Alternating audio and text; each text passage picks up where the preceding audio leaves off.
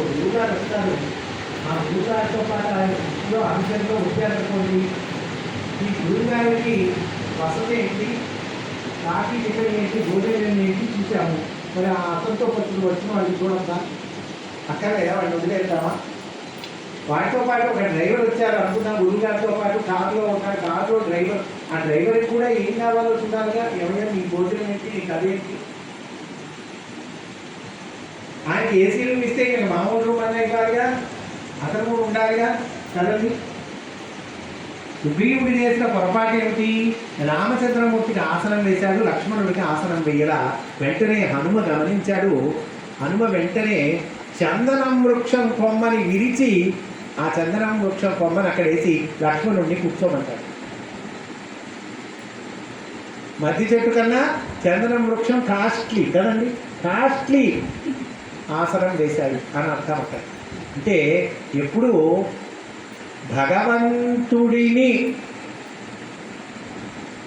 పూజిస్తే మాత్రమే భగవంతుడు సంతోషించడు. గుర్తుపెట్టుకోవాలి, ఇంపార్టెంట్ పాయింట్.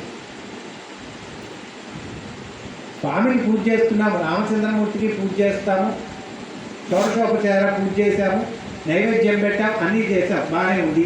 కానీ సాటి భక్తులతో మనం తగాదాలు ఆడుతూ ఉన్నాం అనుకోండి, భగవంతుడు సంతోషించాడు. దేవుణ్ణి పూజ చేస్తున్నాము, సాటి భక్తులతో తగాదాలు ఆడుతున్నాము అంటే భాగవతులతో తగాదాలు ఆడుతూ ఉన్నాం. భక్తులు అంటే భగవద్భక్తులు అంటే భాగవతులు అంటారు. భగవత్ సేవ ఎంత ముఖ్యమో, భగవంతుడిని గౌరవించడం పూజించడం ఎంత ముఖ్యమో, భాగవతులను కూడా గౌరవించాలి, పూజించాలి. అది నేర్పుతూ ఉన్నాడు రామచంద్రమూర్తి. లక్ష్మణుడి చేత గజ పుష్పమాల వేయించారు అంటే ఆ రోజుల్లో ఉన్న ఆచారం ప్రకారము ఎవరైతే పుష్పమాల వేస్తారో వాళ్ళకి నమస్కరించాలి. అంటే సుగ్రీవుడు లక్ష్మణుడికి నమస్కరించాలి. లక్ష్మణుడికి నమస్కరించాడు సుగ్రీవుడు. ఆ మాల వేసేవాడికి పైగా ఆ పుష్పమాల మొదటిసారి వెళ్ళినప్పుడు పుష్పమాల లేదు, ఈ రెండోసారి వెళ్ళినప్పుడు పుష్పమాల ఉన్నది. మొదటిసారి వెళ్ళినప్పుడు ఓడిపోయి వచ్చాడు, రెండవసారి వెళ్ళినప్పుడు గెలిచాడు, పని చేసుకొని వచ్చాడు. అంతే కదండి. ఏమిటి తేడా? మొదటిసారి వెళ్ళిన దానికి రెండవసారి వెళ్ళిన దానికి భౌతికంగా తేడా ఏమిటి చూడండి. భౌతికంగా ఫిజికల్గా తేడా ఏంటి? మొదటిసారి వెళ్ళినప్పుడు ఓడిపోవటానికి, రెండవసారి వెళ్ళినప్పుడు గెలవటానికి భౌతిక తేడా ఏంటంటే ఈ పుష్పమాల ఒక్కటేగా, ఇది ఒక్కటే కదండి. అంటే ఏంటంటే భగవత్ సంబంధమైన చిహ్నములు మనము ధరించాలి. భగవత్ సేవకుడైనటువంటి లక్ష్మణుడి చేత వేయబడినటువంటి ఈ పుష్పమాల ఇది ధరించాడు. ఇది తేడా. అంటే భగవత్ సంబంధమైన చిహ్నములు మనం ధరిస్తూ ఉండాలి ఎప్పుడు కూడా. అప్పుడు విజయం మనది. అంటే ఒక బొట్టు పెట్టుకోవాలి.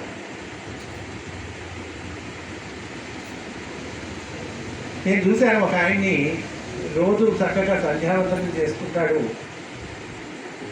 విభూతి రేఖలు పెట్టుకుంటాడు, బొట్టు పెట్టుకుంటాడు. ఉదయం ఆ సంధ్యావందనం అనుష్ఠానం అంతా అయిపోయాక టిఫిన్ చేస్తాడు.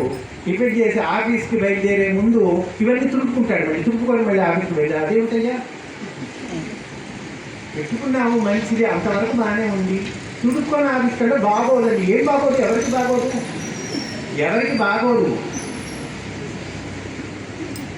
బాగోదని నువ్వు అనుకుంటున్నావు, కానీ నిన్ను చూసిన వాడికి భగవంతుడు గుర్తుకొస్తాడు. నిన్ను చూసిన వాడికి భగవంతుడు గుర్తుకొస్తాడు. భగవత్ సంబంధమైనటువంటి పురమాలో బొట్టో ఇంకోటో కట్టు బొట్టు ఇవి మనము ధరించాలి. గుర్తుపెట్టుకోండి, అది నేర్పుతూ ఉన్నాడు. పైగా